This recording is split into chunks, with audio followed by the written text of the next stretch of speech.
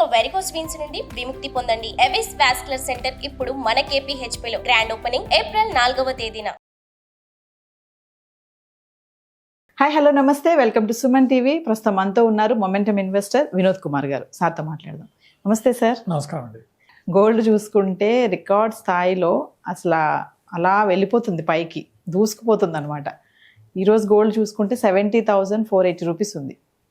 అలాగే సిల్వర్ చూసుకున్నా కూడా గోల్డ్ కంటే ఎక్కువే అది కూడా చూపిస్తుంది. అసలు ఎందుకు ఈ గోల్డ్ ప్రైస్ అనేది పెరుగుతుందంటారు సార్? రీజన్స్ ఏంటంటారు? గోల్డ్ పెరిగితే మీకు సంతోషమా దుఃఖమా? ఒక పక్క సంతోషమే సార్ పెరుగుతుంటే. కొంతమంది ఏంటంటే గోల్డ్ పెరుగుతుంది కదా, మన బంగారాన్ని మార్చుకుందాం అనే ఆలోచనలో కొంతమంది ఉంటారు.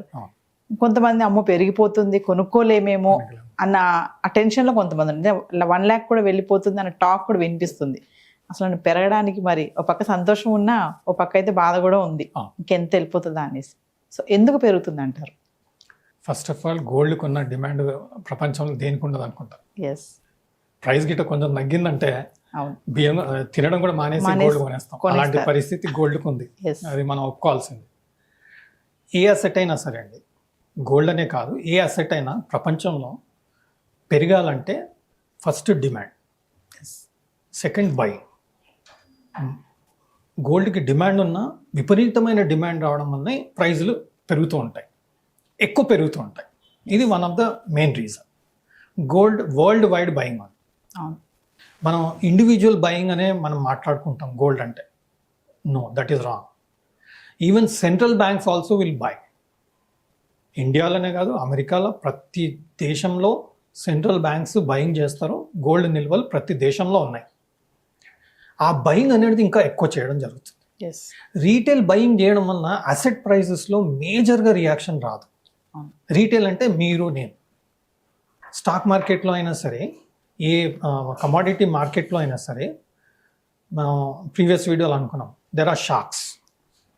అంటే షాక్స్ ఎలాంటి షాక్స్? వాళ్ళు institutions. You and I retailers can not match institutions. ఒక్కొక్క ఇన్స్టిట్యూషన్ దగ్గర వేల billions of dollars, trillions of dollars ఉంటాయి, right? When they put that sort of money into the asset, the prices will automatically go up, right? That is the simplest rule to say that why gold is going up. So if gold is going up, it is just not because of retailers. Just మన వల్లనే అని కాదు. మన వలన ఏంటంటే ధరలు నిలబడతాయి. But institutions, central banks involve అయ్యారనుకోండి, అప్పుడు పెరుగుతుంది. నా ఇన్స్టిట్యూషన్స్ అయినా సెంట్రల్ బ్యాంక్స్ అయినా ఎందుకు ఇంతగానో ఇన్వెస్ట్ చేస్తున్నారు గోల్డ్లో అంటే, వేరే ఆపర్చునిటీస్ కనిపించకపోతే ఏం చేస్తానండి? ఇప్పుడు నా కరెంట్ సిచ్యువేషన్లో నాకు ఆపర్చునిటీ ఏం కనిపించట్లేదు. నా దగ్గర ఫండ్స్ అలా పెట్టుకోలేను కదా, ఇన్ఫ్లేషన్ అలా పెరిగిపోతుంటుంది. సో నేను ఆ ఫండ్స్ని ఏం చేయాలి అని ఆలోచన చేస్తున్నాను. ఎక్కడ ఆపర్చునిటీ కనిపిస్తుంది? ఫర్ ఎగ్జాంపుల్ చైనాలో తీసుకుందాం. కొన్ని ఎకానమీస్లో దేర్ ఆర్ ఇష్యూస్. ఎకానమీలో ఎన్నో ప్రాబ్లమ్స్ ఉంటున్నాయి. ప్రాబ్లమ్స్ ఉంటున్నప్పుడు ఏమవుతుందంటే, they will try to invest in assets which are going to go up, assets where there is clarity, assets where there is demand. అలాంటి టైంలోనే మనకు ఆ అసెట్లో ప్రైజింగ్ అనేది పెరిగే అవకాశం ఉంటుంది. సో ఇప్పుడు కరెంట్ సిచ్యువేషన్లో మీరు కొన్ని ఎకానమీస్లో, ఫర్ ఎగ్జాంపుల్ చైనాలో తీసుకుందాం. We know that some problems are going on in China. So the people who are having funds in China, institutions అయినా సరే, సెంట్రల్ బ్యాంక్స్ అయినా సరే, they will definitely find that there is an opportunity to put money in gold, because other asset classes are not going to do well for some time because of there are certain reasons. It can be inflation, it can be interest rate, it can be consumption, so many issues ఉండొచ్చు. అలాంటప్పుడు gold అసెట్స్లో money వెళ్ళడం వల్ల gold ప్రైజెస్లో demand రావడం జరుగుతుంది. దీనికి తోడు మన రీటైల్ డిమాండ్ కూడా పెరగడం, పెళ్ళిళ్ళు, సీజన్స్ ఇవన్నీ దానికి యాడ్ అవ్వడం, అండ్ గోల్డ్ ప్రైస్ పెరుగుతుంది, ఇంకా మనకు దొరకదేమో అని చెప్పి అన్నట్టు వెళ్ళి కొనడం. రీసెంట్ పాస్ట్లో చాలా మంది అదే చేశారు. గోల్డ్ ప్రైజెస్ పెరుగుతున్నాయి అని చెప్పేసి కొంటూ ఉన్నారు. ఓకే, రీసెంట్ పాస్ట్లో I happen to go to one of the gold prices పెరుగుతున్నాయి, కొంచెం ఏమైనా ఆలోచన చేయొచ్చు అని చెప్పేసి షాప్కి వెళ్ళడం జరిగింది. తను ఏమంటున్నాడంటే, ఇంకా పెరుగుతుందండి గోల్డ్, ఇంకా పెరుగుతుంది అని చెప్పేవారు. సో నేను ఏదైతే రూపాయి పెట్టి కొనాలనుకున్నది, ₹1.50 పెట్టి, ₹1.50 పెట్టి కొనడం జరిగింది. ఇంకా పెరిగిపోతే ఇంకా మనకి ధరలో ఇంకా మన ఇంటి వాళ్ళకి ఇప్పించలే పరిస్థితి ఎలా వస్తుందో తెలియదు అని చెప్పేసి పర్చేస్ చేయడం జరిగింది. సో దీనివల్ల ఏమవుతుంది, ఇన్స్టిట్యూషన్స్, సెంట్రల్ బ్యాంక్స్, రీటైలర్స్ ప్రతి ఒక్కరు గోల్డ్లో ఇన్వాల్వ్ అవడం జరుగుతుంది. సో ఆటోమేటిక్గా గోల్డ్ ప్రైసెస్ విల్ గో. ఇంకోటి ఎలక్షన్స్, మెనీ కంట్రీస్లో మనకు ఎలక్షన్స్ వస్తున్నాయి. ఎలక్షన్స్ వచ్చినప్పుడు ఏమవుతుందంటే అన్సర్టనిటీ, ఏ గవర్నమెంట్ వస్తుంది, వాళ్ళ ఆలోచనలు ఏంటి, అండ్ వాళ్ళ ఫోకస్ అంతా ఎలక్షన్స్ మీద ఉంటుంది. సో వేరే యాక్టివిటీస్లో కొంత డిస్టర్బెన్స్ ఉండే అవకాశం ఉంటుంది. అలాంటప్పుడు గోల్డ్ మీద ఫోకస్ పెట్టుకోవడం safe. Gold is always a safe haven. ఏ పెరగకపోయినా గోల్డ్ అయితే 100% పెరుగుతుంది, మనకి ఇబ్బంది లేదు అన్నప్పుడు మనం గోల్డ్లో పెట్టుకోవడం జరుగుతుంది. సేఫ్ హెవెన్ అంటాం కదా. అలా ఎలక్షన్స్ పీరియడ్ కూడా దీనికి దోహదపడుతుంది. So elections, economy, opportunity, retail demand and euphoria. Yes. Euphoria ఏంటంటే ట్రేడర్స్ ఏం చేస్తారు, ఎక్కడ బుల్లిష్ కనిపిస్తుంది అందులోనే మనం మనీ పెట్టాలి అని ఆలోచన చేస్తుంది. సార్ మరి సిల్వర్ చూసుకుంటే కూడా సేమ్ బంగారం పక్క నుంచే వెళ్తుంది టచ్ చేసుకుంటూ. అది సిల్వర్ ప్రైస్ ఎందుకు పెరుగుతుంది అంటారు సార్? ఈరోజు చూసుకుంటే 80,000 ఉంది సిల్వర్, 82,100 రూపీస్ ఉంది సిల్వర్. దీని ఏమంటే గోల్డ్, సిల్వర్ ప్రెషియస్ మెటల్స్ అంటాం. ఎస్. ఓకే, యథా రాజా తదా ప్రజ. Okay, so same category. Gold వెళ్తుంది, సిల్వర్కి కూడా కాస్త ఇబ్బందికరంగా అనిపిస్తుంది కదా, మనోడు అంత పెరుగుతున్నాడు, మనం ఎందుకు తక్కువ తిన్నామా అని చెప్పేసి సిల్వర్ కూడా కొంచెం పెరగడం జరుగుతుంది. దానికి కూడా డిమాండ్ ఉంది. సిల్వర్లో ఏంటంటే ornament is not the only consumption. Gold అనుకోండి, ornament is the main consumption and reserves, central bank reserves as an investment. అని సిల్వర్లో అంటే there are applications in various industries also.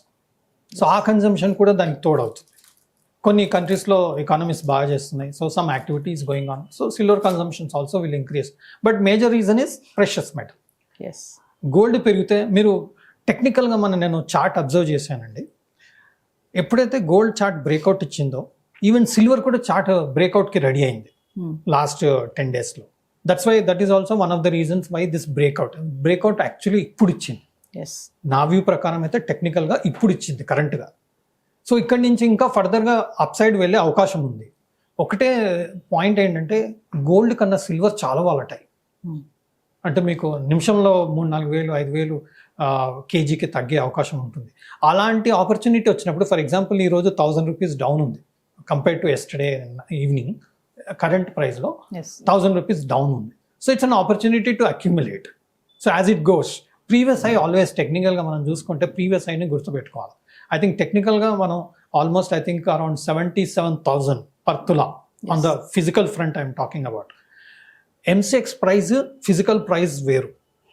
ఎంసీఎక్స్లో ఉండే ప్రైస్కి ఫిజికల్ ప్రైస్ అంటే మనం సరత్ బజార్లో ఉండే ప్రైస్ డిఫరెన్స్ ఉంటుంది. డిమాండ్ ఉందనుకోండి, ఫిజికల్ డిమాండ్ ఉందనుకోండి, ఆటోమేటిక్గా మీకు ఎంసీఎక్స్ కన్నా ఎక్కువ ఉంటుంది ప్రైస్. కరెంట్గా I think around 1,000 to 2,000 rupees per kilo. Silver is higher in the regular market compared to the MCX price, the future price, MCX future price of silver. That's also one of the good indication that silver is in good demand. మనం ఇప్పుడు పడితే కొన్నాక పడిపోతే ఎలా అంటాం. One of the indication is okay, general మార్కెట్లో gold physical silver price is higher than the MCX price. So that's a good yardstick to say that silver is really in good demand. It's not a volatile, it's not what you call speculative demand కాదు, real demand అని చెప్పుకోవడానికి ఒక scope ఉంది. Yes. So ఫైనల్గా చెప్పండి, as a momentum ఇన్వెస్టర్గా ఇప్పుడు తులం బంగారం ₹1,00,000 అయ్యే ఛాన్సెస్ ఎంతవరకు ఉన్నాయంటారు? అయిపోతుంది అంటారా? షార్ట్ టర్మ్లో కష్టం. షార్ట్ టర్మ్ అంటే 3 to 6 monthsలో I don't see it will go to 1 lakh. But నా వ్యూలో షార్ట్ టర్మ్లో అరౌండ్ 3 to 6 monthsలో at least 75,000 gold per tola physical మార్కెట్లో వెళ్తుంది అని నా అబ్జర్వేషన్. రెండోది ఏంటంటే it can extend little more, maybe up to 77,000 to 80,000 extend అయ్యే అవకాశం నాకు చార్ట్ ద్వారా కనపడుతుంది. 1 lakh on the longer term there is a chance, but on a shorter term I don't think it will go up to 1 lakh per తులా. Secrets ఏమైనా ఉన్నాయంటారా gold పెరగడానికి? Secrets అంటే main అండి, టెక్నికల్గా చార్ట్స్ చూసామనుకోండి మనకు ముందుగా తెలిసిపోతుంది. ఫర్ ఎగ్జాంపుల్ సెంట్రల్ బ్యాంక్ అయినా సరే, లేదంటే even institutions or retailers, whoever wants to buy gold, they will come to the market and buy. That transaction is recorded. Okay, that recorded transaction is there on the charts. ఇప్పుడు మీరు హెవీగా gold కొనాలనుకోండి, మార్కెట్కి చెప్పరు, మీరు direct వెళ్ళి కొనేసుకుంటారు. ఎందుకు చెప్పారనుకోండి, నేను ప్రైస్ పెంచేస్తాను కదా, అరే మేడం వస్తుంది తను గోల్డ్ హెవీగా కొనాలని చెప్పేసింది ఫోన్లో ఆల్రెడీ, మీరు రాగానే నేను 1000 రూపీస్ పర్ తులా పెంచేస్తాను. అలాంటప్పుడు మీరు నాకు చెప్పి రావడం కదా. అవును. బట్ మీరు నాతో ట్రాన్సాక్షన్ చేసినప్పుడు రికార్డ్ అవుతుంది, yes. because everything is done in white. Yes. It's not especially in the institutional market and all, so automatically that recorded transaction is there reflecting on the chart. Yes. That is one of the reasons why people say use charts, use technical analysis అనేది ఎందుకు అంటే చేసిన transaction ఇక్కడ reflect అవుతుంది volumes లో, కాబట్టి మనకు ఒక బెస్ట్ ఇండికేషన్ గా మనం తీసుకోవచ్చు. Yes. Thank you sir. Thank you. Suman టీవీలో మీ పర్సనల్ అండ్ బిజినెస్ ప్రమోషన్స్ కోసం కింది నెంబర్కి కాంటాక్ట్ చేయండి.